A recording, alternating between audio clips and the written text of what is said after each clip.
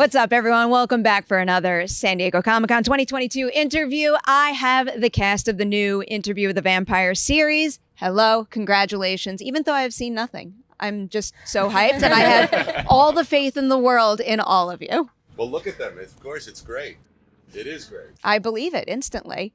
All right, so first thing I want to ask you here is for each of you to chime in on this. What do you think it is about adapting this material to the series format that, I don't know, maybe gives you more room to play or an added layer than maybe they had in the previous film adaptation? I think something that's so brilliant about Anne Rice's books is that she really gives space to get to know all of these characters, and these like huge passages that just delve into backstory and into who they are as people, so that then you have these little moments of plot that mean so much because of everything you've learned. And I think that in this format, you get to do that. Like, you get to really get into the weeds of who these keep wanting to say people are, but they're not people, who these characters are, these vampires are. Yeah, we have 7 hours to explore this really dense, beautiful world, and we get to bring in more elements from different books, and we get to expand that sort of universe. And I think people who are a fan of the whole Vampire Chronicles can be very excited, actually, because we get to bring in more things than the film ever got a chance to do, which, you know, I love the film though. Yeah, we have a lot of Easter eggs. You're on the edge of your seat on each episode because we really get to dive deeper into the characters. It's my kind of adaptation. I like it. I was also going to say vampires are people too, but maybe it's vampires were people too. Yeah, that's a better way to put it. All right, some have more humanity than others. Yeah. All right, Jacob, for you specifically now, you obviously know a thing or two about adapting very popular source material to screen. Yeah. What is something about your process that stayed the same from Game of Thrones to here in terms of bringing your character to life? But then also, what is something about Interview with the Vampire that posed a unique challenge and had to, you know, have you change up your approach to the work? Well, I don't know if I brought a lot, although I think Louis is a very thoughtful character. He's very watchful, and I think Grey Worm has also kind of had that quality to him. But Louis talks a lot more.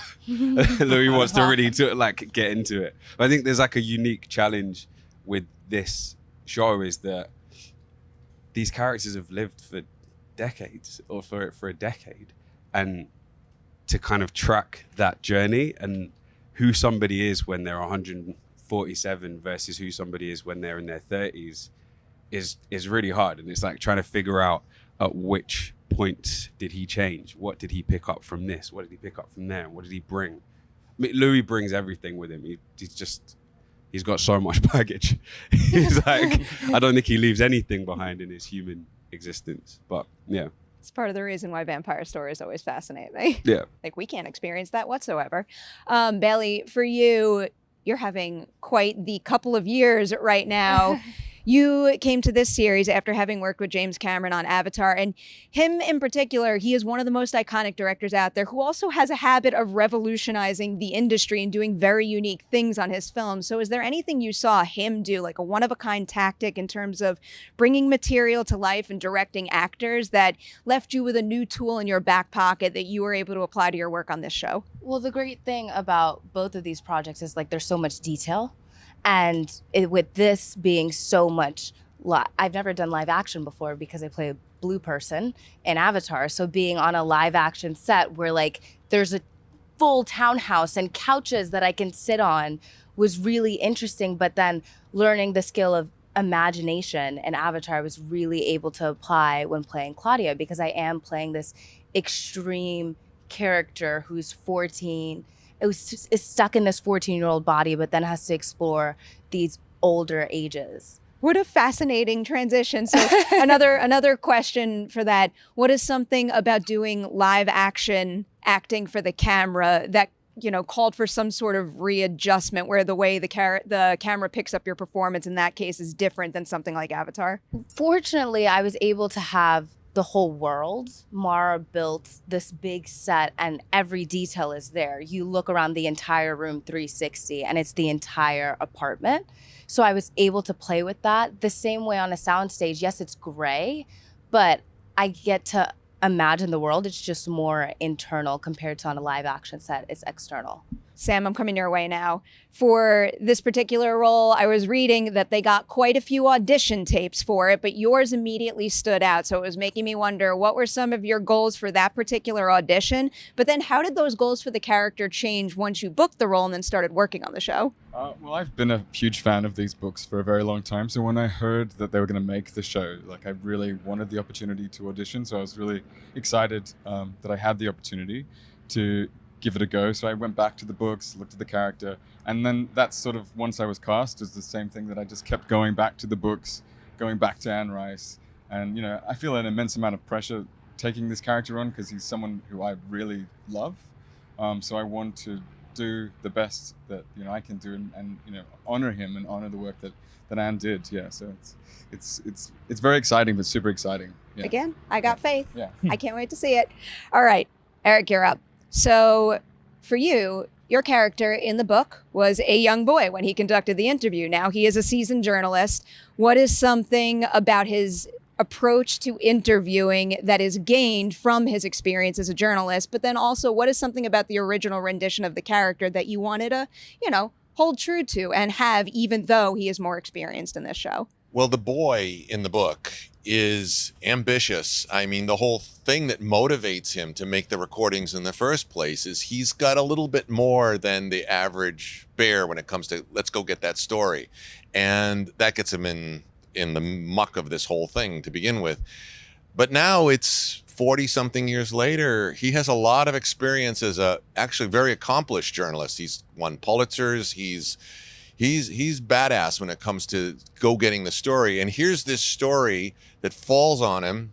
The vampire wants to talk again, and he thinks this could be his ticket to the big prize, but it's super dangerous.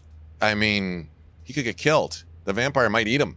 So what then? I mean, he's willing to go get. He's got a lot at stake, and he's ready to go for it. And but it's with all that experience. He's the old dog who knows what he's going after now. I understand that mentality. If you were a vampire, I would happily interview you and take that risk. Why not? So one of my absolute favorite things about source material that is adapted multiple times is that everyone has a different interpretation of the material, and you usually do wind up being able to highlight something new that we haven't seen before in that material. So for each of you, what is something specifically about your character that is unique to you that, you know, maybe brought something out in the source material that we haven't really highlighted before, whether it's the source material itself or the movie? For me, I think it's, and I love how much Louis aches in the book. I love that he is mourning his past existence, and our Louis very much is very much that as well. But I'd say our Louis has like a little bit more punch to him. I think he's more inclined to go at Lestat rather than sort of initially he's slightly less brooding, but we get there. we get there, but yeah, I'd say he's got a little bit more bite in him.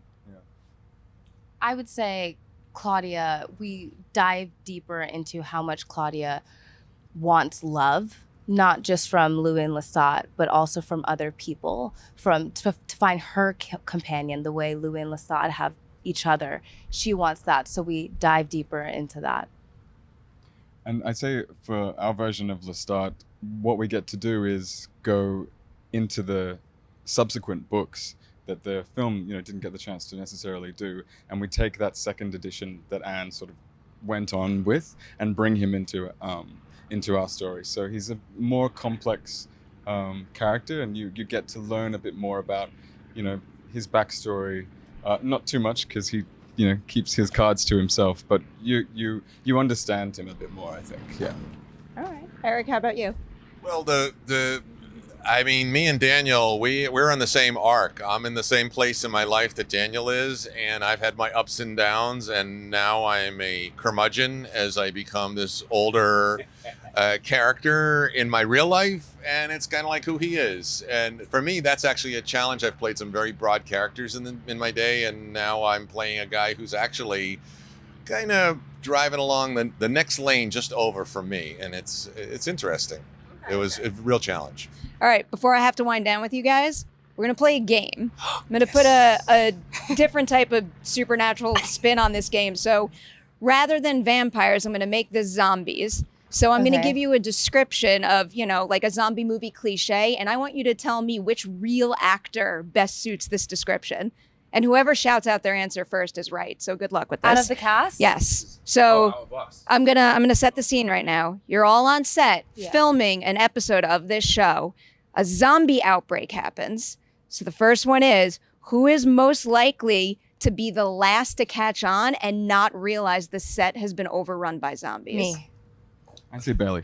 Oh, I was gonna say threw Eric, yourself but under yeah, the maybe bus. Bailey. Yeah, I'll be honest. Why? Because I'm in La La Land. Like, I'm so happy. I look for the joy. I won't even notice that they're being zombies. That's what I thought. Yeah. Yeah. That's kind of a make friends with lovely the reason. I zombies. would though. make friends with the zombies. All right.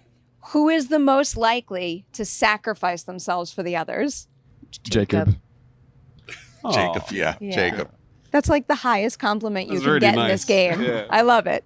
All right. Who is the most likely to trip and fall while running from the zombies?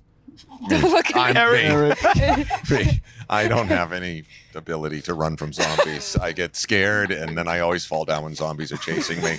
But then Jacob will sacrifice himself for you, and Yeah, you'll live exactly. happily ever And I after. will survive. I love this one. Who is most likely to get bit and then try to hide their infection from the group? Oh, we know who that is. Is this There's only one guy is left. this Sam? I think it's probably Sam. How long do you have is to hide Sam. it though? For eternity. You've just Eternity, and you're good at giving that. yourself I know, away. yeah. I feel like there's two ways to look at that question. You could either hide it because like you're too scared to admit it, you don't want everybody else to kill you, or you're hiding it to preserve your own life so you could help and fight for the others. So you could either take that as a compliment or not. Oh, I mean, I think you probably like try and hide it, and then like we can all be a zombie gang together, right? I mean, Come I would watch that join show me. too. So Yeah, for that'd be selfish kinda reasons. nice. Sam just wants to turn us all into zombies. I don't know if this is necessarily. Who is most likely to be the last one standing? Sam. Yeah, Sam. Sam. Kind of for the reasons we just said. Yeah. All right, so I this guess you didn't doesn't survive. this one doesn't really happen in zombie movies, but I like thinking about it. Who is the most likely to get bit and get turned into a zombie, but have the willpower to fight the change and then come back at the last possible second and save the day? Can I say Louis? Oh, that's yeah. 'Cause to an extent, You that's you like can him, have- but we'll let you have vampires. that one. We'll let you have it. Eric's pretty stubborn. Probably. Like Eric could do that. Louis is the perfect answer to that question, though. All right, I got to let you guys go. Congratulations again. I am counting down the seconds until I can see your show. Enjoy Comic-Con. To everybody out there, keep an eye out for Interview with the Vampire, the series. Check it out.